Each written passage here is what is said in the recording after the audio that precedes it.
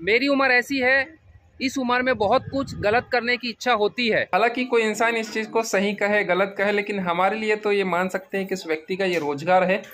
20-30 रुपये अगर देकर केवल आपको आनंद मिल रहा है, देखने को मिल रहा है, तो आप उस चीज़ का आनंद उठाइए। भले किसी को फायदा हो नुकसान हो, लेकिन प्रकृति को अगर नुकसान होगा तो मैं बोलूँगा ही। तो ये लोग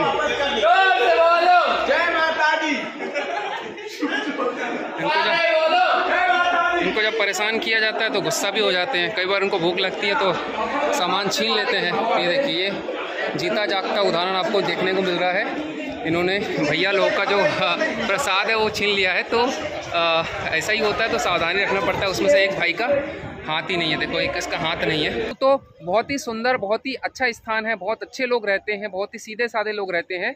लेकिन जिस हिसाब से छत्तीसगढ़ का डेवलपमेंट होना चाहिए था उस हिसाब से नहीं हो पाया।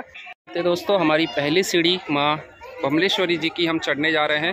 मंदिर के ऊपर हम पहुंच चुके हैं और माता जी के दर्शन ही कर रहे हैं। आपको भी दर्शन कराते हैं। इस कारण से 1100 से लेकर 1000 सीढ़ियाँ, चूँकि डेवलपमेंट होते रहते हैं तो कभी सीढ़ियाँ कम होती है, कभी ज़्यादा होती है। तो आप 1000 से 1100 मान सकते हैं। इन सीढ़ियों पर यह बसा माँ बमलेश्वरी माता का मंदिर है। मेरी उम्र ऐसी है, इस उम्र में बहुत कुछ गलत करने की इच्छा होती है, लेकिन जिस रास्ते पे मैं चला हूँ उस रास्ते पर चलने के बाद अब कुछ गलत करने का सवाल उठता ही नहीं। अब जो भी होगा सही होगा और अच्छा ही होगा। तो जय हिंद साथियों, बहुत दिनों बाद आपका ये दोस्त हाजिर है फिर से अपने भारत की यात्रा के अनुभव लेकर। दोस्तों, अभी हम जिस स्थान पे हैं उस स्थान के बारे में बात करेंगे। क्योंकि नवरात्रि का समय है तो सबसे पहले माँ की बात करेंगे। और हम जिस स्थान पर है वहाँ पर माता जी का बहुत ज़्यादा महत्व है। क्योंकि हम अभी छत्तीसगढ़ में हैं और छत्तीसगढ़ में माँ बमलेश्वरी माता जी का बहुत ही ज़्यादा प्रसिद्ध धार्मिक स्थान है। और नवरात्रि के समय में तो यहाँ पर हज़ारों लाखों की संख्या में भक्तगण आते हैं। और चूँकि ये पहाड़ों पर स्थित है, इस कारण से 1100 से लेकर 1000 सीढ़ियाँ, चूँकि डेवलपमेंट होते रहते हैं तो कभी सीढ़ियाँ कम होती है, कभी ज़्यादा होती है। तो आप 1000 से 1100 मान सकते हैं। इन सीढ़ियों पर यह बसा माँ बमलेश्वरी माता का मंदिर है। और अगर आप सीढ़ी नहीं चढ़ सकते हैं, किसी प्रकार से आपको असुविधा होती है, तो आप इस प्रकार से रोपवे का उपयोग कर सकते हैं, जिसको हम लिफ्ट भी कहते हैं। तो एक सामान्य सी राशि खर्च करके आप रोपवे का उपयोग करते हुए डायरेक्ट वहाँ तक पहुँच सकते हैं। दोस्तों, छत्तीसगढ़ यूँ तो बहुत ही सुंदर, बहुत ही अच्छा स्थान है, बहुत अच्छे लोग रहते हैं, बहुत ही सीधे साधे लोग रहते हैं। लेकिन जिस हिसाब से छत्तीसगढ़ का डेवलपमेंट होना चाहिए था उस हिसाब से नहीं हो पाया।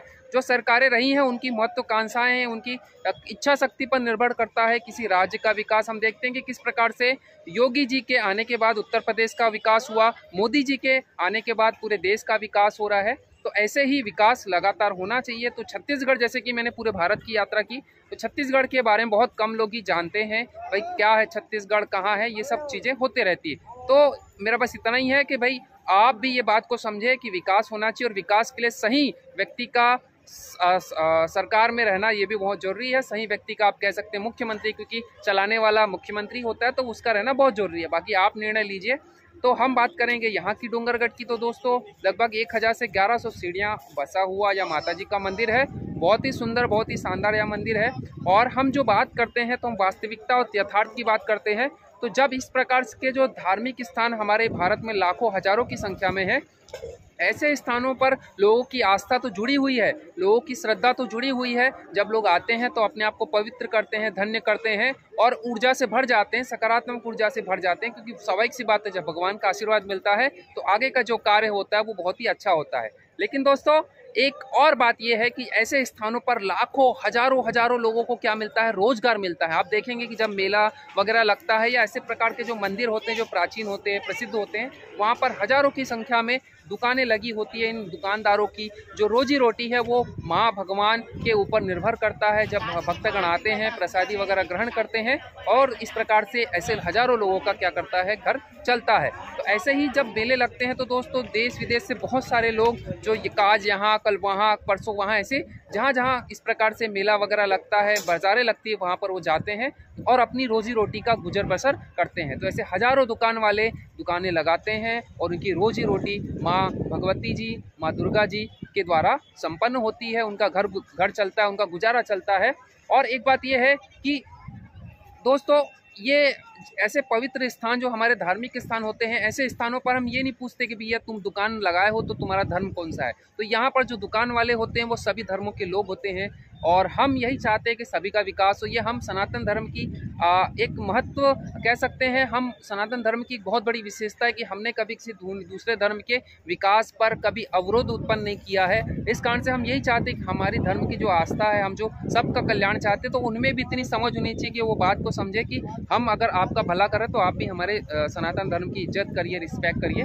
तो हम बढ़ते हैं मंदिर की ओर। हम भी चढ़ेंगे 1100 सीढ़ियाँ या 1000 सीढ़ियाँ, और जो हमारे अनुभव वो हम आपके साथ में साझा करेंगे। तो हम बढ़ते हैं, चूँकि नवरात्रि का समय है और विशेष खासा महत्व रहता है ऐसे स्थानों का, तो हम बढ़ रहे हैं और आपको हम दिखाने वाले हैं। वो देखिए, वो ऊपर 1000 से 1100 सीढ़ियों पर माता जी का मंदिर बसा हुआ है और हम बिल्कुल नीचे खड़े हुए। ये तालाब है, यहाँ पर ही बहुत सारे श्रद्धालु आते हैं, स्नान करते हैं, उसके बाद दर्शन करते हैं। नौकायान की व्यवस्था है, शौच वगैरह की व्यवस्था है, सब प्रकार की व्यवस्थाएं आपको आसपास में दिखाई देगी। तो हम बढ़ते हैं माँ बमलेश्वरी मंदिर की ओर, जो कि ऊपर पहाड़ी पर बसा हुआ है। और जब आप ऊपर पहाड़ी के दर्शन कर लेंगे तो एक नीचे में भी एक भव्य सुंदर मंदिर बना हुआ है, बस पास में ही है, जहाँ मेला ग्राउंड लगता है। क्योंकि मेला शाम को लगता है तो वो भी एक सुंदर नज़ारा हो सकता है देखने का। तो आप वो देखने के बाद आप शाम को या जब आपको समय मिले तो छोटे मंदिर का भी कहते हैं, माँ नीचे वाली बमलेश्वरी माता जी का भी दर्शन करिए, तो अभी आपको बहुत आनंद आएगा। तो सीधी हम चलते हैं। तो दोस्तों, जैसे ही आप ऊपर मंदिर के दर्शन कर ले तो उसके बाद आप बाजू में ही मंदिर है बूढ़ा देव के, तो वो आप दर्शन करना ना भूले, जो कि जस्ट बाजू में है, तालाब के किनारे बसा हुआ है। क्योंकि हमारे भारत में सभी लोगों का अपना अपना महत्व है, साधु संत है, ऐसे अलग अलग जनजातियों के जो देवता रहे हैं उनका तो ये बूढ़ा देव का मंदिर है। तो आप उनके भी दर्शन करिए, उनकी भी जानकारी लीजिए। तो अब हम आगे बढ़ते हैं इस जानकारी के साथ में ऊपर माँ बमलेश्वरी मंदिर की ओर।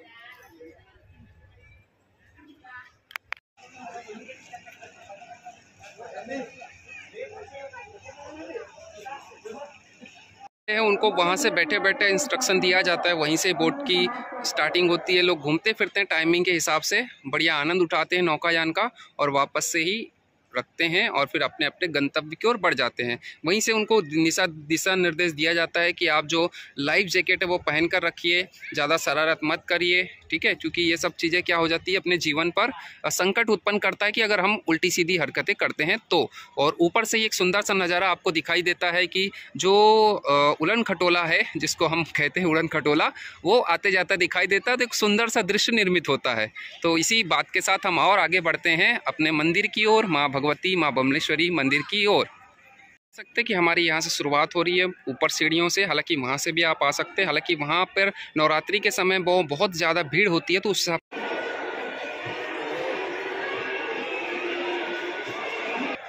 वहाँ से पास होते हुए आपको धीरे धीरे ऐसे आगे बढ़ना पड़ता है और इस प्रकार से आप आगे बढ़ते हुए माँ बमलेश्वरी मंदिर की ओर आगे बढ़ते जाते हैं। और एक सबसे महत्वपूर्ण बात यह है दोस्तों कि यहाँ पर 9 दिन लगातार भंडारा चलता रहता है, सुबह और शाम को।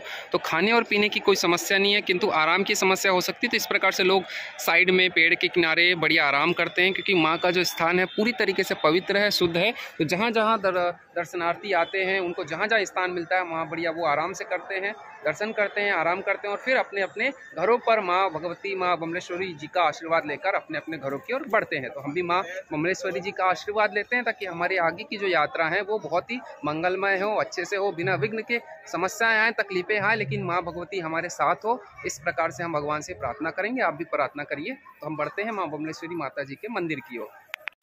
जैसे हम स्टार्ट करते हैं तो हनुमान जी का मंदिर है इस साइड में, जो आप देखेंगे। तो चूँकि हमारे यहाँ महत्व ये ही कि हनुमान जी का मंदिर रक्षक होते हैं, वो नगर से ही नगर शहर के रक्षक हनुमान जी के दर्शन करते हुए हम बढ़ते हैं माँ बमलेश्वरी माता जी के मंदिर की ओर। तो दोस्तों, हमारी पहली सीढ़ी माँ बमलेश्वरी जी की हम चढ़ने जा रहे हैं और आगे बढ़ते हुए दोस्तों अब हम पहली सीढ़ी से माँ बमलेश्वरी माता के मंदिर। तो इस प्रकार से आप सीढ़ियों पर जैसे जैसे आगे बढ़ते जाएंगे आपको आनंद आते जाएगा, आपके मन में श्रद्धा बढ़ती जाएगी और आपको माँ भगवती जी का आशीर्वाद मिलेगा, जो मन में आप आस्था लेकर निकले हैं उनका। तो हम भी बढ़ते हैं आगे और माँ बमलेश्वरी माता के दर्शन के लिए। और चूँकि हम यंग है और हमने भारत की यात्रा की है, तो बहुत सारे ऐसे पड़ाव को पार किया, तो हमें इतनी ज़्यादा समस्या नहीं आती। हम कोशिश करेंगे कि एक बार में ही बिना रुके ही पहुँच जाए 1000 से 1100 सीढ़ियाँ। कुछ लोग धीरे धीरे जाते हैं, कुछ लोग लिफ्ट से जाते हैं, लेकिन हम सीढ़ी से जाएंगे और जो वास्तविक महत्व है दर्शन का वो हासिल करेंगे। कई लोग तो कोई लोग घुटने से जाते हैं, कई लोग लेटते हुए जाते हैं, सबकी अपनी अपनी आस्था रहती है। कई लोग बहुत ज़्यादा कष्ट उठाते हुए दर्शन करने आते हैं, लेकिन हम एक सामान्य यात्री के समान ही पैरों से ही चलेंगे। और हमको ज़्यादा परेशानी इसलिए होती है क्योंकि हमको सीढ़ी भी चढ़ना है और आपको जानकारी भी देना है, क्योंकि श्वास फूलते रहती है, तो ये भी चीज़ देखना है। तो कोई बात नहीं, कभी कभी कष्ट अपनों के लिए उठाना बनता है, क्योंकि आपके लिए हम इतना कर ही सकते हैं। अगर आप हमारा वीडियो देखेंगे तो आपको पसंद आएगा तो आप लाइक करेंगे, शेयर करेंगे, तो स्वाभाविक सी बात है सभी लोगों को ये चीज़ की प्रेरणा मिलेगी कि हमको अच्छा काम करना चाहिए।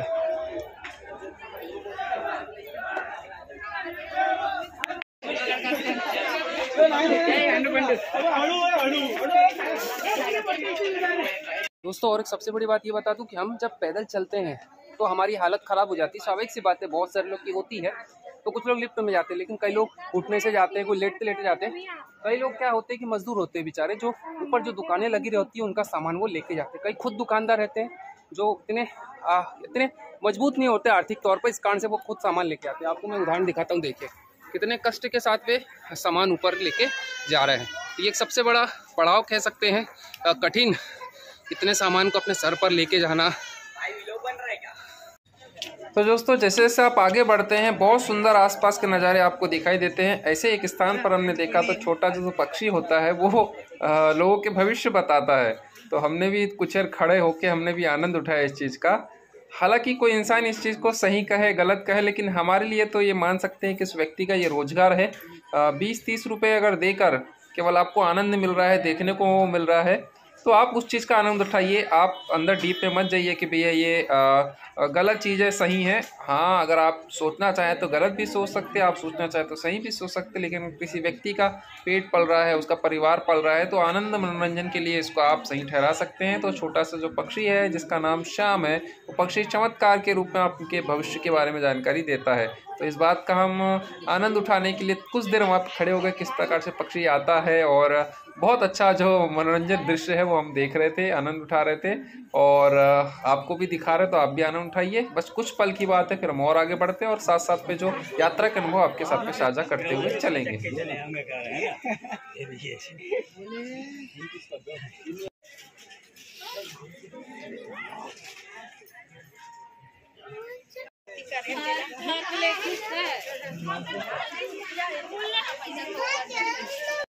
तो दोस्तों थोड़ा ऊपर चढ़ने के बाद अगर आप थक जाते हैं तो इस प्रकार से हॉल लगे हुए हैं जहाँ पर पंखे हैं और बढ़िया चेयर लगे हुए हैं, तो आप बढ़िया बैठ के थोड़ी देर आराम कर सकते हैं। और बहुत सारे खाने पीने की ऐसी चीज़ें हैं जिसका आप लुत्फ़ उठा सकते हैं। कोई चीज़ आपको अगर ख़रीदी करनी है तो कर सकते हैं। तो इस प्रकार से थोड़ी देर और माता के धाम में आपको बिताने का समय मिल जाएगा। अब टूट शांति का अनुभव होता है यहाँ पर दोस्तों बैठेंगे तो। हालांकि अभी चूँकि मेले का समय है, इस कारण से ही बहुत ज़्यादा भीड़ है, तो आपको चारों ओर लोग ही लोग नज़र आएंगे, दुकानें नज़र आएगी। हालांकि मेले के बाद इतनी दुकानें नहीं रहती, जो 12 महीने जिनकी दुकानें लगती हैं वो लोग लगा के रखते हैं। और जो नवरात्रि का मेला है साल में 2 बार लगता है 6-6 महीने में। तो इस प्रकार से जो ये वाला मेला इसको बड़ा मेला कहा जाता है और इस समय में भीड़ बहुत ज़्यादा रहती है। तो हम बढ़ रहे हैं दोस्तों आगे ऐसे ही, चूँकि हमें रेस्ट करना नहीं, हमको आपको महत्वपूर्ण जानकारी देनी थी, इस कारण से हम रुक गए थे।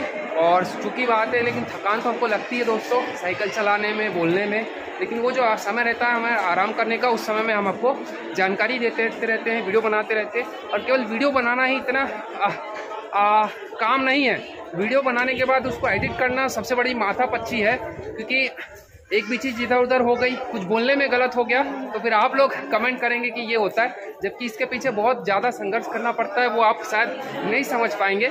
आपको केवल मोबाइल से केवल कर्सर आगे करने में ज़्यादा दिक्कत नहीं होती, लेकिन हमको वीडियो बनाने में इतनी तकलीफ होती है, ये बताना कठिन है।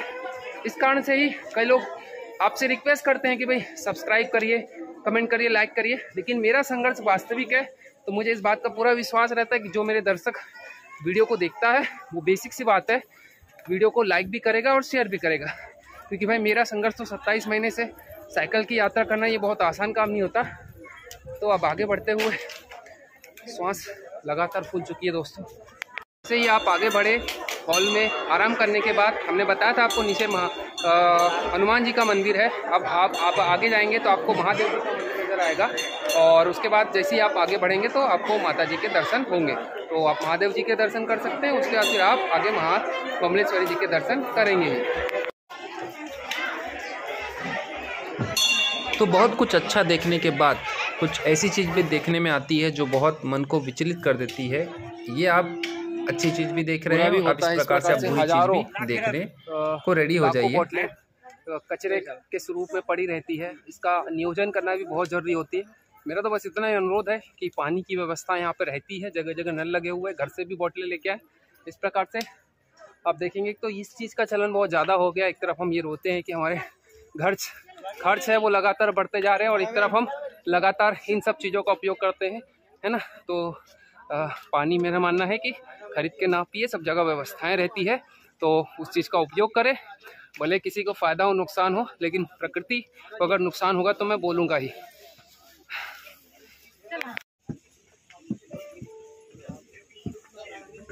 रोजगार और घर गृहस्थी चलने के साथ साथ ऐसे हजारों जीव जंतुओं को भी अपने पेट पालने पड़ते हैं। इस कारण से कई बार ये उग्र हो जाते हैं, क्योंकि इनको पेट भरना रहता है। इस कारण से ही जो दर्शक आते हैं उनके सामान वो खींच लेते हैं। तो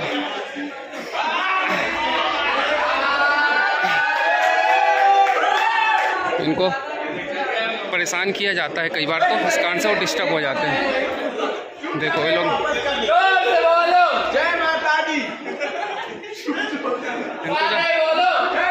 इनको जब परेशान किया जाता है तो गुस्सा भी हो जाते हैं। कई बार उनको भूख लगती है तो सामान छीन लेते हैं। ये देखिए जीता जागता उदाहरण आपको देखने को मिल रहा है। इन्होंने भैया लोगों का जो प्रसाद है वो छीन लिया है। तो ऐसा ही होता है, तो सावधानी रखना पड़ता है। उसमें से एक भाई का हाथ ही नहीं है, देखो एक इसका हाथ नहीं है, तो लोग मारते हैं तो बेचारे लोग का एक हाथ टूट जाता है। तो ऐसे दो लोग आपको दिखाई देंगे जिनका हाथ नहीं है। देखिए इन्होंने जो प्रसाद है वो छीन लिया है।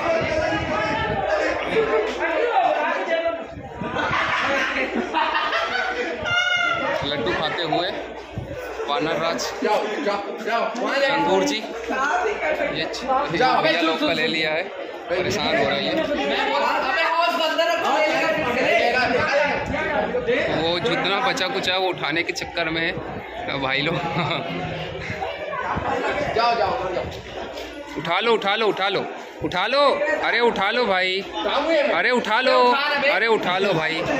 पहले वो सिग्नल दे देता अगर उसको समस्या होती तो। अब वो खा लड्डू मस्त, हाँ पहले ही अब वो मस्त है खाने में, उसका कोटा पूरा हो गया, आपने दे दिया उससे। उसको माँ बमलेश्वरी माता जी का जो लड्डू प्रसादी रहता है, जिसको आप 50 या 100 रुपये में खरीद सकते हैं। अगर आप ये छोटा वाला डब्बा खरीदेंगे तो इसमें 4 पीस आएगा, 50 रुपये में आता है। माँ बमलेश्वरी का बहुत ही सुंदर, बहुत ही शुद्ध घी से बना हुआ लड्डू रहता है, और अगर 100 रुपये में खरीदेंगे तो 8 पीस रहता है। तो आज बंदर जी ने भी इस चीज़ का आनंद ले लिया, उनको भी माता जी के प्रसाद के अनुभव हो गए। तो ऐसे बहुत सारे लोग जीव जंतु पलते हैं माता रानी के दरबार में। दोस्तों लगभग हम पहुंच चुके हैं। ये देखिए आपको दिखाई देगा, महिला पुरुष के लिए अलग अलग भाग है चढ़ने के लिए, और लिफ्ट भी केवल यहीं तक ही आती है, पीछे साइड लिफ्ट है वहीं तक ही आती है। और इतना थोड़ा सा तो कम से कम आपको 150 सीढ़ी चढ़ना पड़ता है। तो यहाँ से लगभग आप 100-125 सीढ़ी चढ़ेंगे या 50-60 सीढ़ी चढ़ेंगे तो आप माता जी के दर्शन कर सकते हैं। तो हम बढ़ते हैं माता जी के दर्शन करने के लिए। और क्योंकि महिला और पुरुष का भाग अलग अलग है, तो देखिए यहाँ पे लिखा हुआ है माँ बमलेश्वरी माता आप सबकी मनोकामना पूरी करें। चप्पल जूते आप यहाँ पे रख सकते हैं, तो नीचे रखने की व्यवस्था होती है और एक यहाँ पे होती है, इसके ऊपर आप चप्पल जूते नहीं लेके जा सकते। तो यहाँ पर आपको पंखे और छाया नज़र आती है, और अलग अलग अनुभव करते हुए आप सीधे माता जी के धाम में पहुँचते हैं और माता जी के दर्शन करते हैं। उसके बाद फिर हम आपको दर्शन करने के बाद जो यहाँ की स्टोरी है माँ बमलेश्वरी माता जी, आखिर इस मंदिर का क्या इतिहास है, क्या कथा है, वो आपको हम आगे बताएंगे। पहले दर्शन करते हैं और उसके बाद फिर यहाँ की जो कथा है वो आपको बताते हैं। बोलो माँ बमलेश्वरी माता की जय। प्रकार से नल लगे हुए हैं, तो हालांकि ताला लगा हुआ है यहाँ पर।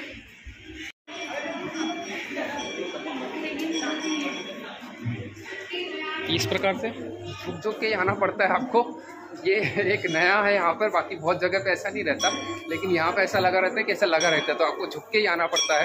तो स्टार्टिंग जहाँ से चालू होती है वहाँ से लास्ट तक के आपको झुक के आगे बढ़ना पड़ता है, वो भी केवल नवरात्रि के समय। बाकी समय में आप बहुत आसानी से यात्रा कर सकते हैं। तो दोस्तों अब हम पहुँच चुके हैं माता रानी के दरबार में, क्योंकि यहाँ से संगमरमर की सीढ़ियाँ शुरू होती है और बिल्कुल आप टॉप पे पहुंच चुके हैं इस पहाड़ के, और कुछ ही सीढ़ियों के बाद आपको माता जी के दर्शन होंगे। चूँकि नवरात्रि का समय, इस कारण से भीड़ है, पर इतनी नहीं है जितनी रहती है, क्योंकि अभी छत्तीसगढ़ में चुनाव का माहौल है। इस कारण से ही बहुत सारे लोग चुनाव में व्यस्त है। इस कारण से पुलिस वालों की संख्या भी बहुत कम है, आर्मी वालों की बहुत कम लगी हुई है। तो आसपास भी आपको बहुत सारे पहाड़ नज़र आएंगे। तो सब चीज़ों के बारे में आपसे जानकारी साझा करेंगे। पहले माता जी के दर्शन करते हैं, उसके बाद यहाँ की जो मेन कथा है, वास्तविक कथा है, वो आपके सामने साझा करेंगे। जो हमारी भारत की यात्रा लगातार 27 महीने से हम जो साइकिल से कर रहे हैं, उसका एक और महत्वपूर्ण पड़ाव यहाँ माँ बमलेश्वरी माता का मंदिर, जो कि डोंगरगढ़ में स्थित है।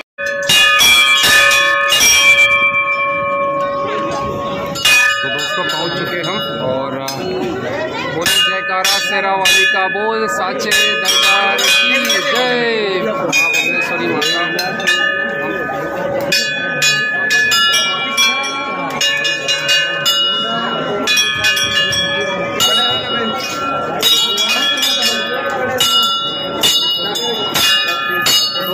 प्रार्थना करेंगे माँ बमलेश्वरी से कि सभी की जो मनोकामना है, जो वास्तविक मनोकामना है, जो पूरी होनी चाहिए, जो समाज के लिए, जो सबके लिए हो, वो पूरी करे।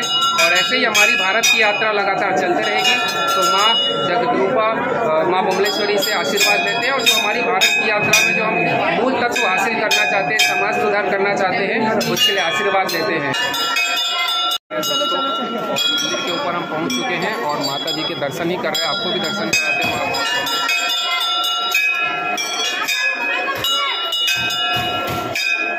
माँ बमलेश्वरी माता आप सभी की मनोकामना पूरी करें।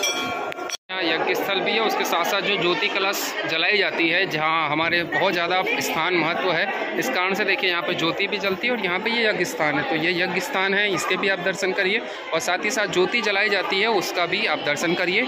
और जिनको ज्योति जलानी है माता के नाम से, उनको बहुत लंबी लिस्ट रहती है, तो लिस्ट के अनुसार नाम आता है, उनके नाम से फिर ज्योति जलती है। तो क्योंकि हम सभी चाहते हैं कि हमारे नाम से माता के धाम में ज्योत जले, तो आप भी अगर आपको चाहते हैं तो यहाँ मंदिर समिति में संपर्क करें और अपने नाम की ज्योति जलाएं। लेकिन उसके लिए आपको प्रतीक्षा करनी पड़ेगी। कितनी क्या है वो आप जैसे ही आप या तो यहाँ के जो साइड है उस पर संपर्क करिए, आप तो प्रत्यक्ष आके आप बात कर सकते हैं। तो दोस्तों आखिरकार नवरात्रि के पावन अवसर पर हमारे माँ बमलेश्वरी माता जी के दर्शन हो गए, बहुत अच्छे से हुए। और नवरात्रि में दर्शन पाना बहुत ही सौभाग्यशाली होता है। इस कारण से हजारों लाखों की संख्या में लोग आते हैं, दर्शन पाते हैं। और अब हम बात करते हैं दोस्तों यहाँ की कथा की। माँ बमलेश्वरी के ही स्वरूप को माँ बमलामुखी का ही एक स्वरूप माना जाता है। और पुरानी मान्यता के अनुसार ये जो नगर है वो पहले कामाख्या नगरी के नाम से पुकारा जाता था। उस समय राजा मदन सेन हुआ करते थे, और उन्होंने तपस्या की, क्योंकि उनको पुत्र नहीं था। बहुत ज़्यादा उन्होंने भगवान को मनाया, पूजा अर्चना की, तब जाके उनको पुत्र हुए कामसेन। चूंकि समय बदला तो कामसेन राज सिंहासन पर बैठे। चूंकि वो पहले का समय था, नाच गाना मंच होता रहता था, और चूंकि वे कला के प्रेमी भी थे माना जाता है, तो वहाँ एक सुंदर सी नर्तकी थी जिसका नाम था कामकंदला। वहीं उसका साथी था जिनका नाम था माधवा नल। दोनों दरबार में राजाओं के सामने नृत्य प्रस्तुत करते थे और विभिन्न कलाएं होती थी। तो जो माधव नल की जो कला है उसे प्रसन्न होकर कामसेन ने उनको हार दिया। तो जब उनको जो हार दिया, उन्होंने नर्तकी को, कामकंदला को वो हार पहना दिया। इससे जो राजा हुए वो क्रोधित हुए। शायद कामसेन की भी इसने उन पर रहा होगा, किंतु जो कामकंदला थी वे माधवानल से स्नेह करती थी। तो इस प्रकार से माधवानल को नगर से निष्कासित कर दिया। और जब उन्होंने निष्कासित हुए तो वो उज्जैन के जो महाराजा थे विक्रमादित्य, उनसे उन्होंने मदद मांगी कि आप हमें मिलाइए, और उन्होंने उनको कैद करके रखा हुआ है। तो उन्होंने फिर उनकी परीक्षा की, वास्तविक रूप में सही बोल रहे, गलत बोल रहे, स्नेह इनमें आपस में है कि नहीं है। तो जब ये सब जानकर उन्होंने क्या किया, यहाँ पर आक्रमण किया। तो भीषण युद्ध के बाद आखिरकार विक्रमादित्य की विजय हुई, किंतु किसी ने इस प्रकार से अफवाह फैला दी कि इस युद्ध में माधवानल जी की मृत्यु हो चुकी है। तो यह सब सुन के जो कामकंदला थी उन्होंने उस तालाब में जाकर छलांग लगा दी और आत्महत्या कर ली। इस बात को जानकर माधवानल ने भी क्या किया, उसी तालाब में जाकर अपने प्राणों की आहुति दे दी। तो इस प्रकार से यह प्रेम, स्नेह, त्याग की कथा इस स्थान पर प्रचलित है। और ये जो मंदिर है यह मदन सेन ने अपने पुत्र प्राप्ति के हेतु भगवान से कामना की थी। जब पुत्र की प्राप्ति हुई तो उन्होंने माँ भगवती, माँ बमलेश्वरी माता जी का मंदिर का निर्माण करवाया। तो तब से माना जाता है कि यह मंदिर लोगों के आस्था का केंद्र है और भारी संख्या में लोग निरंतर यहाँ पर आते रहते हैं। तो अब हम बढ़ते हैं अपनी आगे की यात्रा की ओर, क्योंकि हमारी 27 महीने से लगातार भारत की यात्रा चल रही है और हम ऐसे ही जो बचे कुचे हमारे जो राज्य है वो उसकी भी यात्रा करने वाले, जो सुधार हम चाहते हैं समाज में वो भी करने की ओर लगातार प्रयास कर रहे हैं और अग्रसर भी होंगे, और आप जो करना चाहते हैं सुधार वो भी आप देखेंगे जरूर।